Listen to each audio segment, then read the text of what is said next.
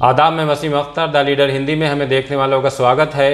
आला हज़रत का 103वां उर्स मुबारक आज ख़त्म होने जा रहा था। उससे पहले कुल शरीफ की महफिल होनी थी। इस्लामिया ग्राउंड में मंच सजा हुआ था।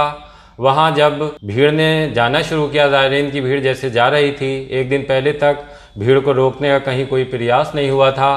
पुल से ठीक पहले जब भीड़ इस्लामिया मैदान की तरफ बढ़नी शुरू हुई तो पुलिस ने चारों तरफ बैरिकेडिंग करने के बाद भीड़ को रोक दिया।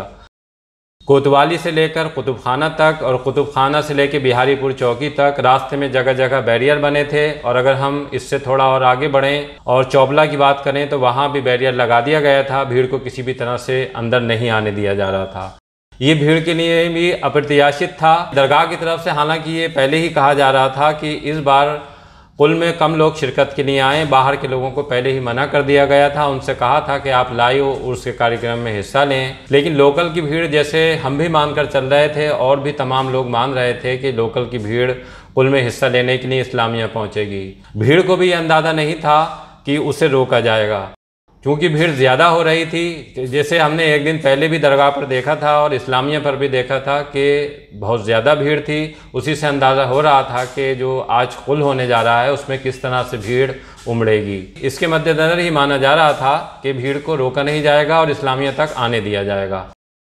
लेकिन पुलिस की रणनीति इस मामले को लेकर कुछ और थी। उसने तय कर रखा था कि भीड़ को इस्लामिया मैदान में प्रवेश नहीं करने दिया जाएगा। जिस तरह से इंतज़ामिया कमेटी दरगाह आला हज़रत से बात हुई है, उसी तरह से 100 लोग या उससे थोड़े ज़्यादा इस्लामिया ग्राउंड में जाने दिए जाएंगे। वहाँ वो लोग कुल में हिस्सा लेंगे। बाकी भीड़, जैसे कि दरगाह की तरफ से कहा जा रहा था कि वो घरों पे कुल शरीफ मनाएगी, वैसा ही किया जाएगा। लेकिन भीड़ रुकी नहीं और वो सड़कों पर आ गई। इस कदर सड़कों पे आई कि पुलिस के भी हाथ पांव फूल गए। गर्मी में पुलिस और ज़ायरीन के बीच झड़पें होती दिखाई दी। ज़ायरीन पुलिस से कम और इंतज़ामिया से ज़्यादा खफा थे। हम जब कोतवाली के सामने पहुंचे तो वहां भी बैरिकेडिंग की गई थी और वहां दूर दराज से आए ज़ायरीन पुलिस से कम और इंतज़ामिया के लोगों से ज़्यादा उलझ रहे थे। उन्हें खरी खोटी सुना रहे थे। बहुत कुछ ऐसी बातें कह रहे थे जो अब से पहले नहीं सुनी गई। अरे आप मुसलमान हो, घूमने खड़े हुए। ये वही ज़ायरीन थे। अगर हम पिछले उर्स की बात करें आला हज़रत के, तो बहुत ही शांतिपूर्ण तरीके से उर्स में हिस्सा लेने आते थे और उसी तरह शांतिपूर्ण तरीके से वापस चले जाते थे। बात समझ में आने से परे थी कि आखिर पहले से ही क्यों नहीं कहा गया था कि भीड़ को इस्लामिया मैदान की तरफ नहीं जाने दिया जाएगा। उर्स के दूसरे दिन की बात करें तो जिस दिन मुफ्ती आज़म हिंद का कुल होना था, उस दिन इस्लामिया मैदान का नज़ारा काफ़ी कुछ अलग था। भीड़ भारी संख्या में वहाँ मौजूद थी। उसके अलावा भी अगर हम दरगाह की तरफ बढ़ें तो दरगाह के तमाम रास्ते भी भीड़ से भरे हुए थे।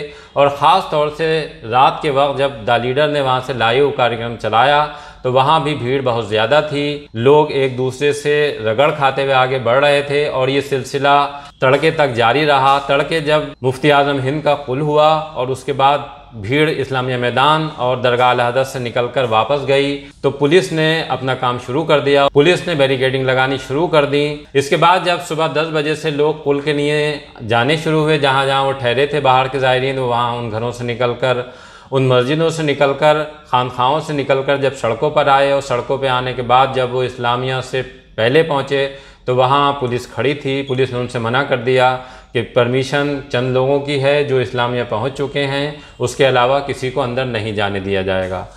दरगाह की तरफ से भी ये भांप लिया गया कि ज़ायरीन गुस्से में हैं। इसी वजह से लगातार बीच बीच में तकरीर के ये आह्वान किया जाता रहा कि आप लोग या तो घरों पर लौट जाएं या मस्जिदों में चले जाएं, या अगर आसपास कोई मैदान है तो उसमें इकट्ठा होने के बाद कुल में हिस्सा ले लें। कोई भी इस्लामिया ग्राउंड की तरफ नहीं आए, यहाँ पुलिस उन्हें नहीं आने देगी।